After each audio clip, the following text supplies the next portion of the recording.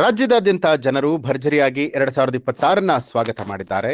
ಹಲವರು ಎಣ್ಣೆಗುಂಗಿನಲ್ಲಿ 2025ಕ್ಕೆ good bye ಹೇಳಿ 2026ಕ್ಕೆ ಸ್ವಾಗತ ಮಾಡಿದ್ರೆ, ಮತ್ತೆ ಕೆಲವರು ದೇವಸ್ಥಾನದಲ್ಲಿ ವಿಶೇಷ ಪೂಜೆ ಸಲ್ಲಿಸುವ ಮೂಲಕ ಸ್ವಾಗತವನ್ನ ಮಾಡಿದ್ದಾರೆ.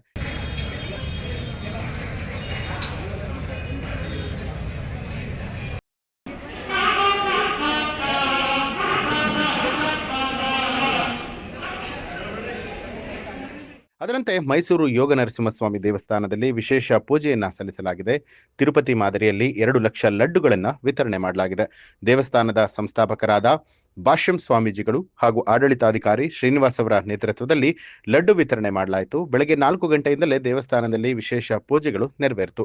ಆನಂತರ ಭಕ್ತರು ಸರತಿ ಸಾಲಿನಲ್ಲಿ ನಿಂತು ಲಡ್ಡು ಪ್ರಸಾದ ಸ್ವೀಕರಿಸಿ 2026ರಲ್ಲಿ ಸುಖ, ಶಾಂತಿ, ನೆಮ್ಮದಿ ನೀಡುವಂತೆ ಪ್ರಾರ್ಥನೆ ಮಾಡಿದರು. ಸಮಸ್ತ ಜನರಿಗೆ ಹೊಸ ವರ್ಷದ ಶುಭಾಶಯವನ್ನು ಕೋರುತ್ತಾ ಮೈಸೂರು ವಿಜಯನಗರದ ಯೋಗ ನರಸಿಂಹಸ್ವಾಮಿ ದೇವಸ್ಥಾನದಲ್ಲಿ ಪರಮ ಪೂಜ್ಯ ಭಾಷ್ಯಂ ಸ್ವಾಮೀಜಿಯವರು ನೂತನ ವರ್ಷಾರಂಭದ ಪ್ರಯುಕ್ತ ದೇವಸ್ಥಾನಕ್ಕೆ ಆಗಮಿಸುವ ಎಲ್ಲ ಭಕ್ತಾದಿಗಳಿಗೆ ತಿರುಪತಿ ಮಾದರಿಯ ಲಡ್ಡು ಪ್ರಸಾದವನ್ನು ವಿತರಣಾ ಕಾರ್ಯಕ್ರಮವನ್ನು ಹಮ್ಮಿಕೊಂಡಿದ್ದಾರೆ. ಈ ಕಾರ್ಯಕ್ರಮ 1/1/2026 ಗುರುವಾರ ಬೆಳಗ್ಗೆ 4 ಗಂಟೆಯಿಂದ ಪ್ರಾರಂಭವಾಗಿದೆ. ಈ ಲಡ್ಡು ವಿತರಣಾ ಕಾರ್ಯಕ್ರಮ ಅನವರತವಾಗಿ ನಿರಂತರವಾಗಿ ರಾತ್ರಿ 11 ಗಂಟೆವರೆಗೂ ಈ ಕಾರ್ಯಕ್ರಮ ನಡೆಯುತ್ತದೆ.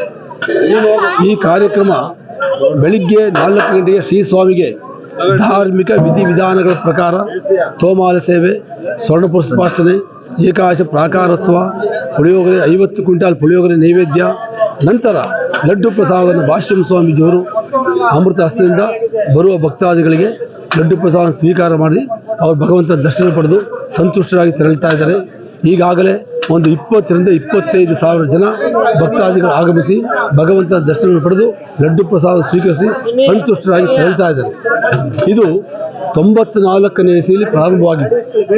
ರಾಜ್ಕುಮಾರ್ ದಂಪತಿಗಳು ದೇವಸ್ಥಾನಕ್ಕೆ ಆಗಮಿಸಿ ಭಾಷ್ಯಂ ಸ್ವಾಮೀಜಿ ಜೊತೆ ಮಾತಾಡಿ ಅವರಿಗೆ ತಿರುಪತಿ ಮಾದರಿ ಲಡ್ಡು ಪ್ರಸಾದ ಸಾಮಾನ್ಯ ವರ್ಗದವರಿಗೆ ದೊರಕುತ್ತಾ ಇಲ್ಲ, ಅದರಲ್ಲೂ ದರ್ಶನ ಅಂತೂ ವಿರಳ, ಲಡ್ಡು ಪ್ರಸಾದ ಅಂತೂ ಇನ್ನೂ ವಿರಳ, ಆದರೆ ನಮ್ಮ ದೇವಸ್ಥಾನದಲ್ಲಿ ಯಾಕೆ ಲಡ್ಡು ಪ್ರಸಾದವನ್ನು ಮಾಡಬಾರದು ಅಂತೇಳಿ ಆ ಸಂಕಲ್ಪ ಮಾಡಿ 1,000 ರೂಪಾಯಿನ ಭಾಷ್ಯಂ ಸ್ವಾಮೀಜಿಯವರಿಗೆ ಅವರ ಹಸ್ತಕ್ಕೆ ನೀಡಿದಾಗ ಸ್ವಾಮೀಜಿಯವರು ತಿರುಪತಿಯಿಂದ 4 ಜನ ಬಾಣಸಿಗೆ ಕರ್ಕೊಂಡ್ಬಂದು 1,000 ಲಡ್ಡುವನ್ನು ಮಾಡಿ 94ನೇ ಇಸವಿ ಜನವರಿ 1ನೇ ತಾರೀಕು ಲಡ್ಡು ವಿತರಣಾ ಕಾರ್ಯಕ್ರಮ ಮಾಡಿದ್ರು.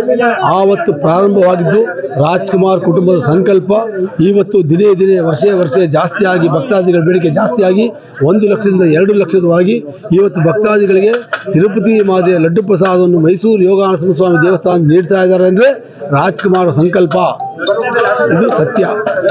ಆದ್ದರಿಂದ ಎಲ್ಲ ಭಕ್ತಾದಿಗಳು ದೇವಸ್ಥಾನಕ್ಕೆ ಆಗಮಿಸಿ ಲಡ್ಡು ಪ್ರಸಾದ ಸ್ವೀಕಾರ ಮಾಡಿ ಹೊಸ ವರ್ಷ ಲಡ್ಡುವನ್ನು ತಿಂದು ಸಿಹಿಯಾದ ಲಡ್ಡುವನ್ನು ತಿಂದು ಸವಿಯಾದ ಒಳ್ಳೆಯ ಮಾತನಾಡಿ ಹೊಸ ವರ್ಷ ಎಲ್ಲರಿಗೂ ಹರ್ಷವನ್ನು ಉಂಟು ಮಾಡಲಿ.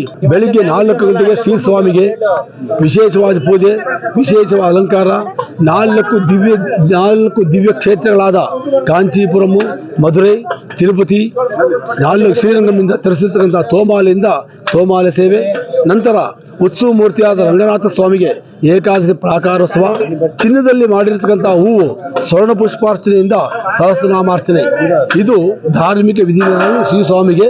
ನಂತರ 50 ಕ್ವಿಂಟಾಲ್ ಪುಳಿಯೋಗರೆಯನ್ನು ನೈವೇದ್ಯ ಮಾಡಿ ಬರುವ ಭಕ್ತರಿಗೆ ಅನವರತವಾಗಿ ಲಡ್ಡು ಪ್ರಸಾದ ಜೊತೆ ಪುಳಿಯೋಗರೆ ಪ್ರಸಾದವನ್ನು ನೀಡ್ತಾ ಇದ್ದೀವಿ. ನಮ್ಮ ದೇವಸ್ಥಾನದಲ್ಲಿ ಲಡ್ಡು ಪ್ರಸಾದವನ್ನು ಪ್ರತಿಯೊಬ್ಬ ಸಾಮಾನ್ಯ ಪ್ರಜೆಗೂ ನೀಡಬೇಕು. ಇದರಲ್ಲಿ ಯಾವುದೇ ಜಾತಿ ಮತ ಭೇದ ಇಲ್ಲ, ಎಲ್ಲರೂ ಒಂದೇ. ದೇವರ ಮುಂದೆ ಪ್ರತಿಯೊಬ್ಬ ವ್ಯಕ್ತಿನೂ ಒಂದೇ. ದೇವರಿಗೆ ಯಾವುದೇ ಜಾತಿ ಮತ ಭೇದ ಇಲ್ಲ. ಆದ್ದರಿಂದ ನೂತನ ಕ್ರೈಸ್ತ ವರ್ಷಾರಂಭದ ಪ್ರಯುಕ್ತ ಇದು ನಡೀತಕ್ಕಂಥದ್ದು. ಇದೊಂದು ವಿಶೇಷವಾದ ದೇವಸ್ಥಾನ. ಇಲ್ಲಿ ಯಾವುದೇ ಜಾತಿ ಮತ ಭೇದ ಇಲ್ಲದೆ ಪ್ರತಿಯೊಬ್ಬ ಭಕ್ತಾದಿಗಳು ಯಾವುದು ಮೇಲು ಕೀಳು ಇಲ್ಲದೆ ಪ್ರತಿಯೊಬ್ಬ ಭಕ್ತಾದಿಗಳು ಲಡ್ಡು ಪ್ರಸಾದ ಸ್ವೀಕಾರ ಮಾಡಿ ಸಂತುಷ್ಟರಾಗಿ ತೆರಳುತ್ತಾ ಇದ್ದಾರೆ.